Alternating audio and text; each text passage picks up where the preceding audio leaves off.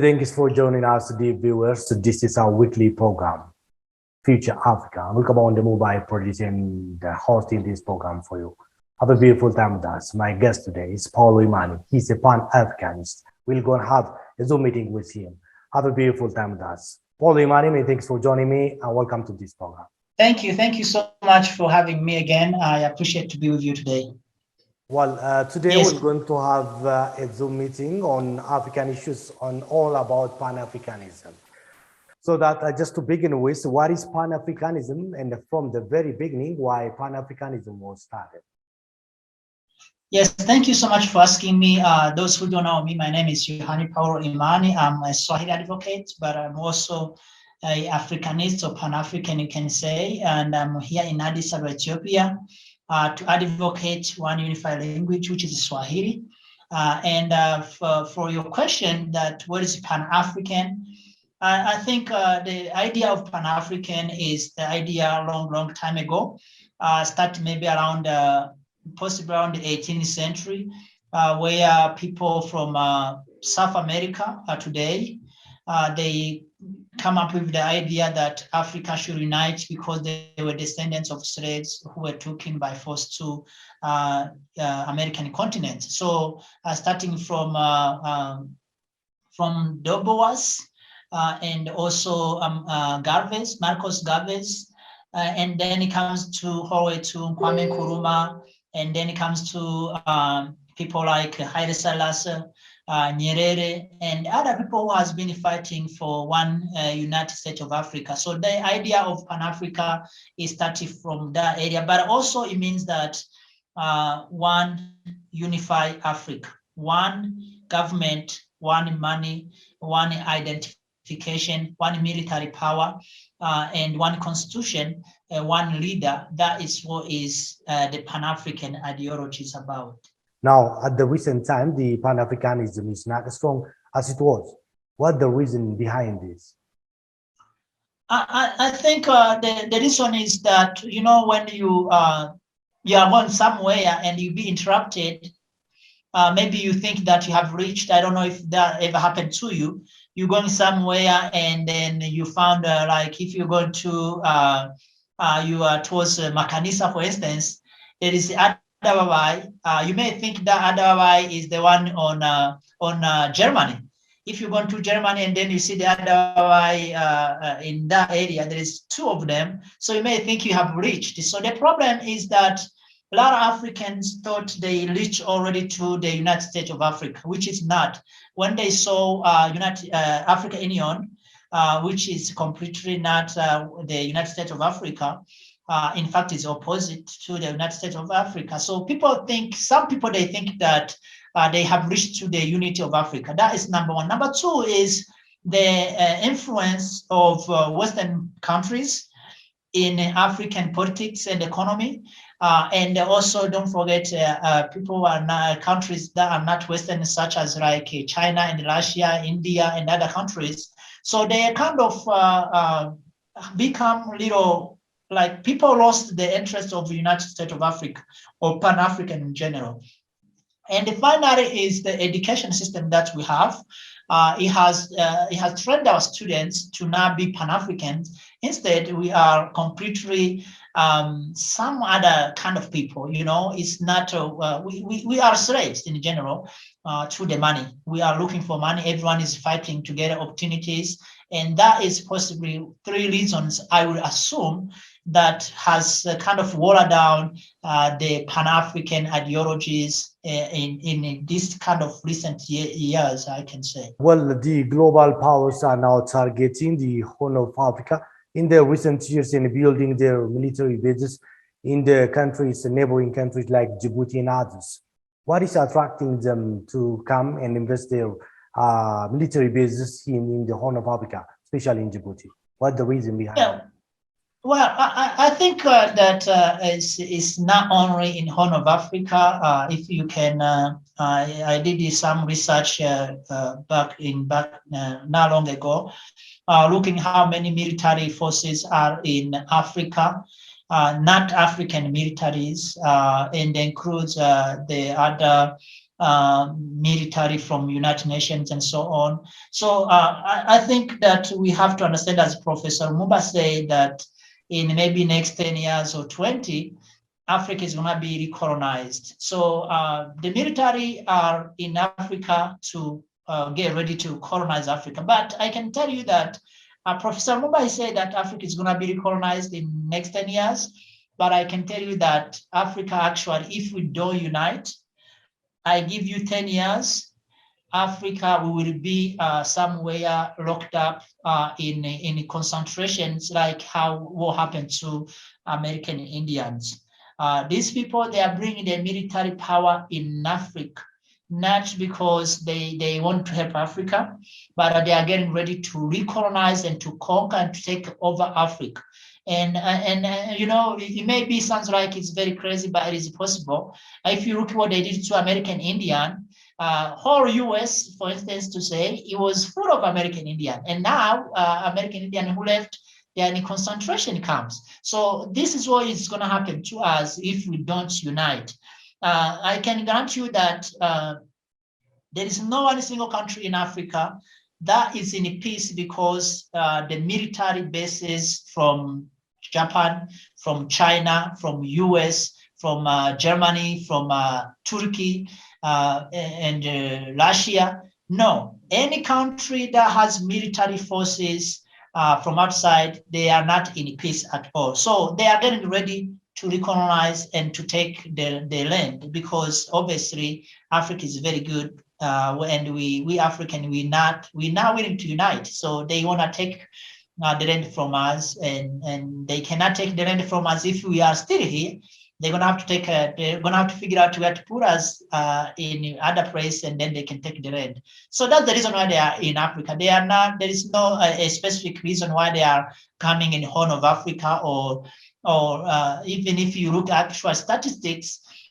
Of course, Djibouti is the leading country in Africa that has more than 9 countries bases, nine foreign power in a single country. Djibouti is the first one. But if you look in Mali, you look in Central Africa, you will see Russian military in Mali, they are coming, in Ivory Coast, American, in Kenya, American, in every country in Africa, there's military power. So I don't think it's unique to only one single country or one area.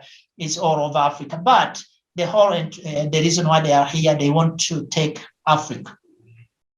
Well, coming to the current pressure on Ethiopia, on the current situation of the country, especially regarding the northern war in Ethiopia, many are directly attaching the current Western pressure on Ethiopia to the efforts of the Dr. Abiy Ahmed, the administration of Dr. Abiy Ahmed is making to integrate the Horn of Africa region and gradually revive the Pan-Africanism across the continent.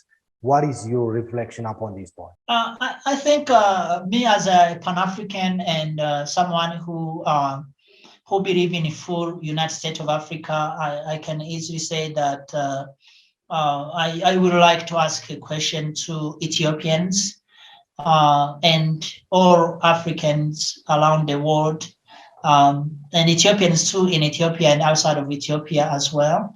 What is the contract between TPLF and Egypt, Sudan, and Western countries? What did TPLF promise them to the point that they are helping them? I think that's the question that all social media should be discussing. We need to know. Even if you are a TPLF supporter, you need to ask your TPLF people, where is the promise that TPLF has made to the Western countries, and maybe and there is other ones I don't know, and the promise that has made to Egypt and Sudan to the point that they are receiving support from them? That is the question I want you to, each one of Ethiopians, African, and Tigray people as well, and the TPL support, they need to ask that question. We need to be sure we understand which one was the promise, because in Western, there is no free lunch. There is no way that these people will support TPLF without a contract or something that they have agreed to give to them in return. And people who knows, they can assume. I don't want to assume anything, but I hope that TPLF and the leaders, they should come clean and tell us the contract or the promise that they have made to those people. Now, back to the situation in Ethiopia. A lot of people don't want to talk about it, but the truth is that the war going on in Ethiopia is between, is only based on one thing. It is Renaissance Dam. And I think that me personally, you know, I'm not a journalist. I am not a politician. I'm Africanist. I believe in the United States of Africa, and I can tell people the truth for any reason. But I just want to say that the only war we are fighting, or people are fighting here in Ethiopia, is the war of Renaissance Dam. It doesn't mean that maybe Egyptian or Sudanese or American or any other country does hate Prime Minister Abiy at all. No, they only don't like what he's doing, which is to build the Renaissance Dam and to make sure that it's complete. By the way, Renaissance Dam is not the pride of Ethiopians only, is the pride of all Africa. I think that all Africans should be able to stand together and protect Renaissance Dam, because this is the only project that was established by Africans with their own cost. The money to build Renaissance Dam is African money, is our money. So to say that I believe all Africans should stand and protect Renaissance Dam, and stand together to be sure that this Renaissance Dam is built and is accomplished and is functioning right, because not only will it boost the economy of a lot of countries around here, and specifically Ethiopian as well, but also it will show that we African can do something on our own without being given money or permission to do it by other power from outside of Africa. I don't know if that answers your question. Well, some political analysts are closely observing what is going on in this country, Ethiopia, and claiming that that Ethiopia is fighting the African battle. What is your view on this? Yes, that's exactly the same point I just finished to raise, that there is no one single project that Africa has done in our own without the help of Africa, of the Western or China or Russia or some other countries. There is no one single, except the project of Magufuli that started, and he was not able to accomplish them. Many projects in the United Nations, the World Bank, and so on, they rejected his request, and they even refused to give him loan, and he started those projects. But beside that, only Renaissance Dam is the only project that was originates and sponsored by Africans, which is Ethiopians to say, with their own budget and their own authorization. So that is the reason why, number one, that the war Ethiopia is fighting is completely the war of power, to show the power to the world that Africa and Africans can do their own things that is beneficial to them, not to any other one. Number two is this one here, I want to be very careful and I want to be clear that people need to understand. You know, I don't really support people in politics, because a lot of times politicians does change. But we have three categories of leaders here in Africa. We have, it doesn't matter if it's a president, a prime minister, or whatever, however you're gonna call it, king. So we have these three groups of leaders in Africa. Group number one are the people who are reading based on the ethnics.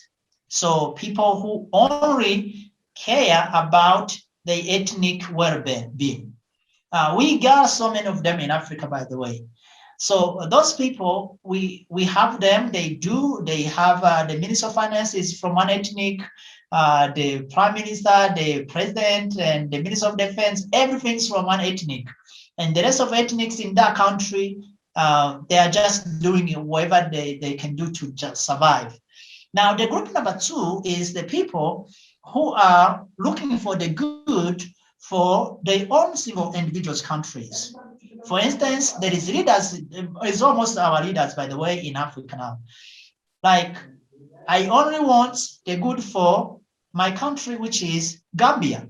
So if Gambia is the best country in all over Africa, that's all I need. If my country is Ghana and the Ghana is the one is prosper in Africa, there is good electricity, there is good food, good health system, good education, good leadership, everything. As long as my country is the one, I don't care about the rest of Africa. I don't care about the rest of any other thing. Only I need my people to be my country to be the best one, and it's too many of them, you know that, and it has been happening, by the way. Back in around the 80s, it was Ivory Coast. After Ivory Coast, it was like if you go to Ivory Coast, it was like you're going to, the best civilized country. And then after Ivory Coast, I don't know what happened. It went down. Then it comes to Kenya. That time, anytime you say you hear Nairobi, you will be like, oh my goodness, like it's London or something. And then after that, she went to South Africa, this is a recent one. And everyone was running to South Africa. South Africa was the heaven of Africa, And then after that, it is now in Rwanda, possibly. I don't know if it's in Rwanda or Ghana now. I don't know which one it is, but there is one of those countries, But at the end of the day, if we Africa, we don't stand together, we better just still sit, okay? We need to stay on ground until when we all African can stand together and stand up. Because one single country can never be the good forever or permanently at all. Now, the last leader, as I was saying, is the leader who we don't have that many. Even most of the time when we have them, they get killed or assassinated. They are the leaders who want the United States of Africa. Completely, that's what they want. And many places, many leaders who want that, from Thomas Sankara, Patrick Lumumba, Gaddafi, Kwame Nkrumah, they disturbed him, and then President John Joseph Pombe Magufuli, who wants Africa to unite on any coast. So those are the leaders that we don't have in Africa often. But if you want to know who those leaders are, you will see them being disturbed very much, always, every time. Most of the time, they even get killed. So from my point of view is that Prime Minister of Ethiopia, he's pushing the ideology of one Africa, the ideology of one United States of Africa. That's what he's pushing. And the whole over the world will not let him do that. It doesn't matter what, they don't want him to do that. Of course, he will do that. If he have decided to do that, he will. But they don't want that to happen. So that's the reason why he's fighting, or Ethiopia is fighting the war for Africa, because that's the reason why people will stand in his way is the United States of Africa, which we've been looking for many years. All African people, all African diaspora, we are very, very hungry to see one single country, one single respected. It doesn't matter if it's a country, if it's a kingdom, if it's whatever it is, we can figure out how to make that thing. But we are very, very hungry for a long time to see that, but it have not been happening. So that's the reason why I can say that, of course, the war of Ethiopia, I think that I would even call a lot of African leaders, presidents we have, who are always truthful, to stand out and say something, because they have been very, very, I can say they've been mute, but they kind of turn the cheeks around and just turn around and don't say anything that much. It doesn't mean they don't talk about it, but they don't really condemn the wrong that is done by other side. Most of the time, people will definitely point out the things that the government did now, right?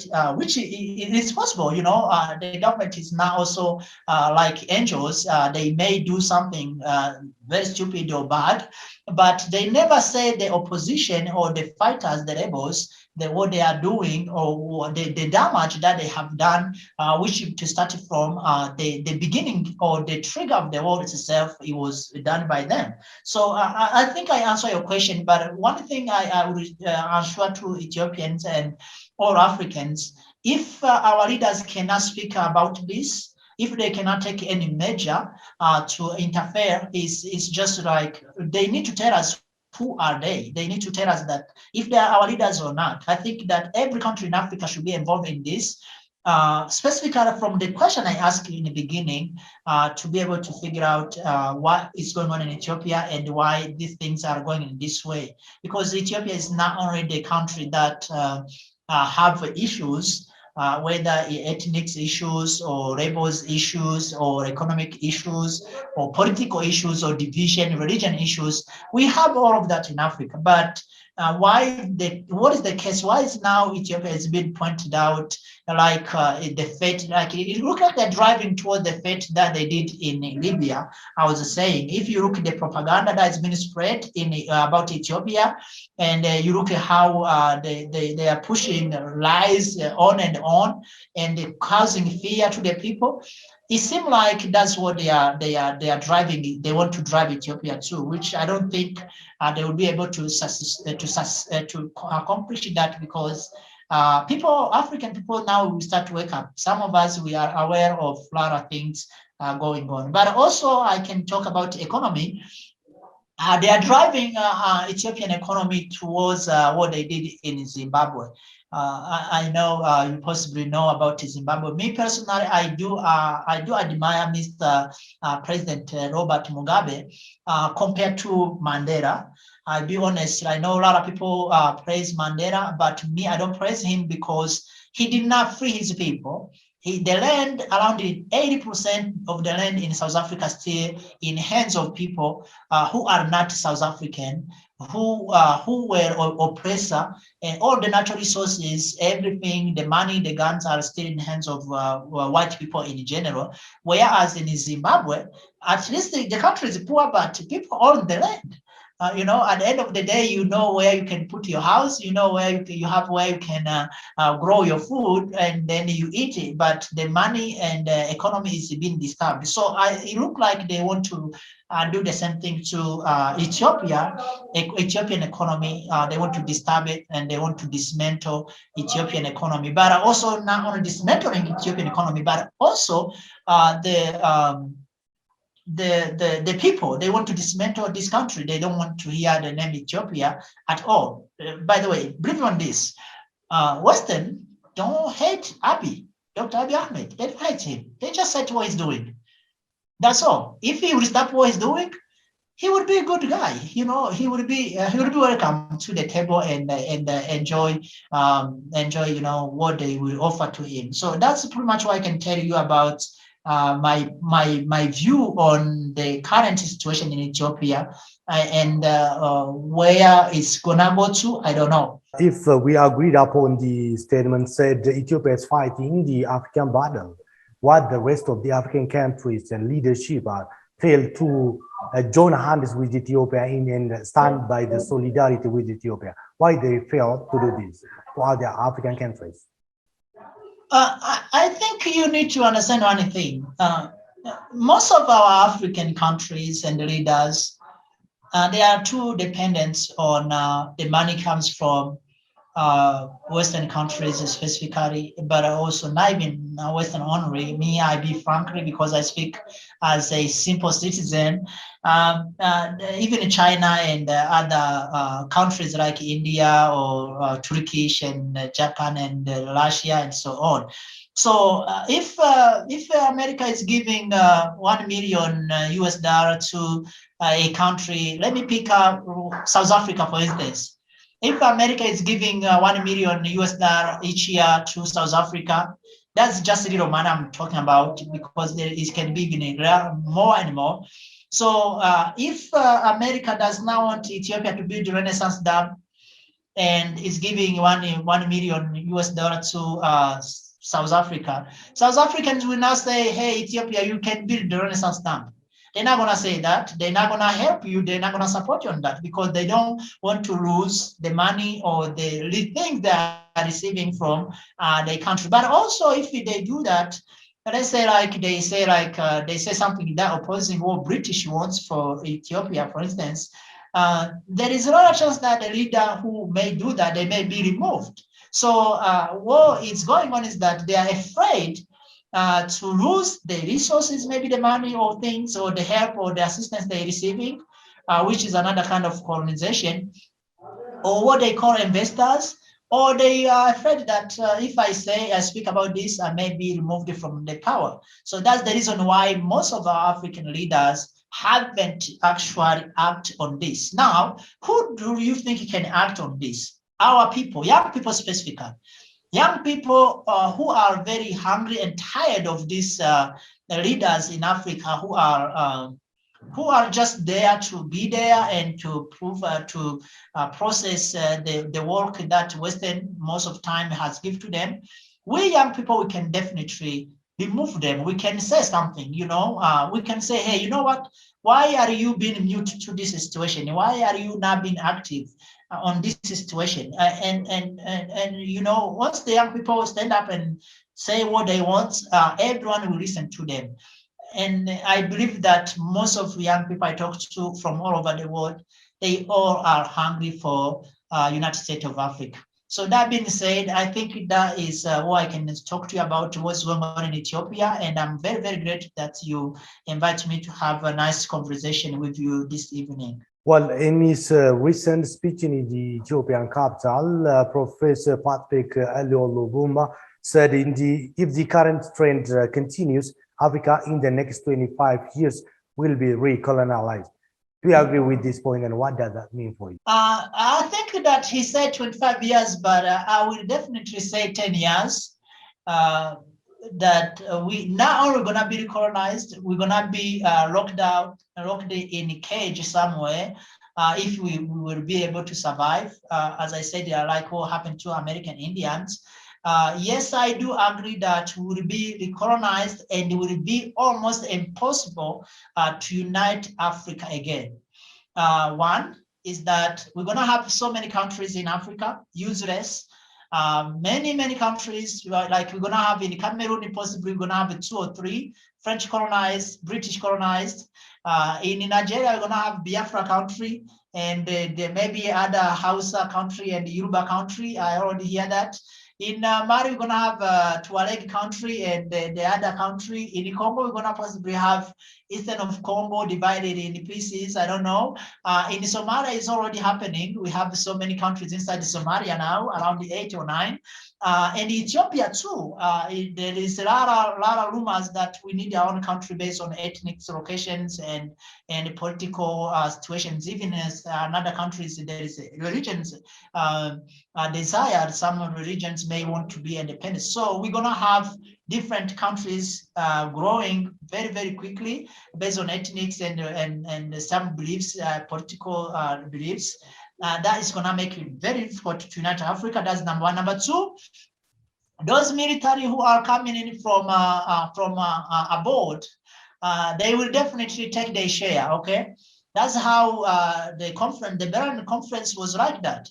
They sit down, they decided we're gonna go and take over Africa by military. And they came to Africa, they fought, they went to in Zulu Natal, they fought with these Zulu fighters, they defeated them after a long time. And then they went to Ghana, they fought with this Ashanti woman, they defeated them, they came to Ethiopia, they were defeated, okay, on the other one. So that is military, and now we are having military. We are inviting them to the table, but eventually, what they're gonna do? They're gonna take over our Africa. They are. So yes, I do 100% agree that in 25 years, I think is too long. For me, it's actually maybe less than 10 years.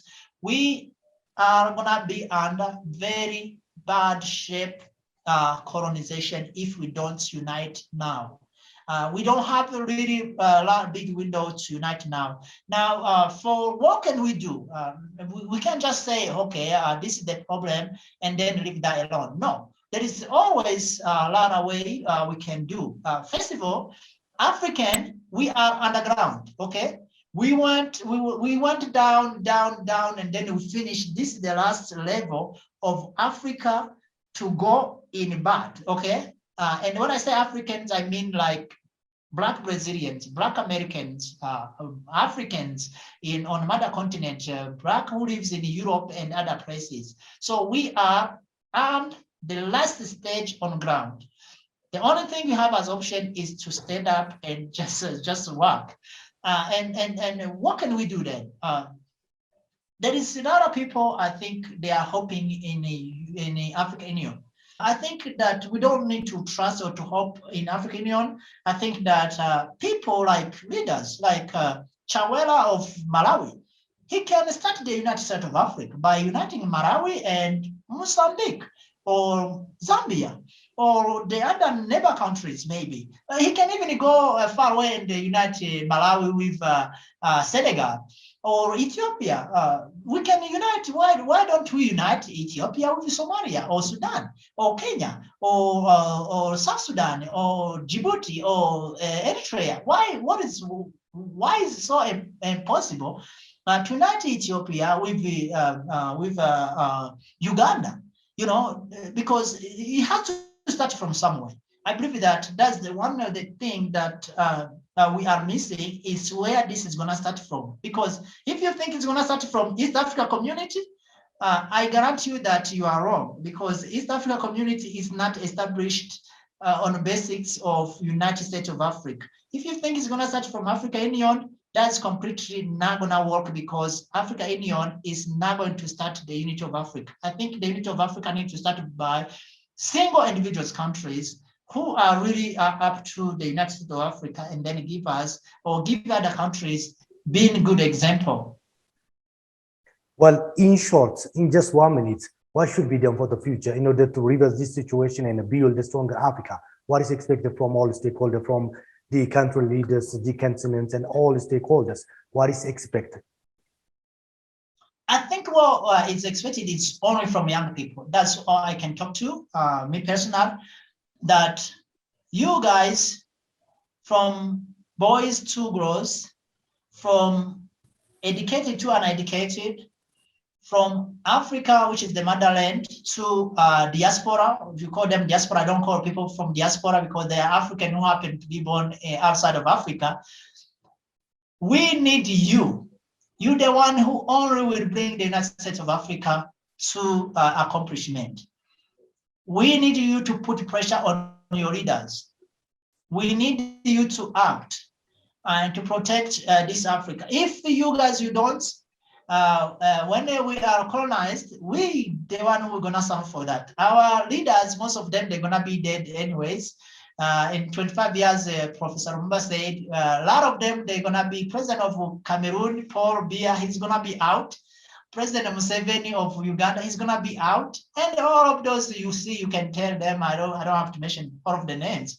So in 25 years, those who will not be dead, they will be in wheelchair. But you young people, you're gonna be still to face and to pay the price of all this mess is happening now. So I would definitely call everyone, young people specifically, to actually push the leaders towards one United States of Africa. For the leaders, I want them to start the unity of Africa.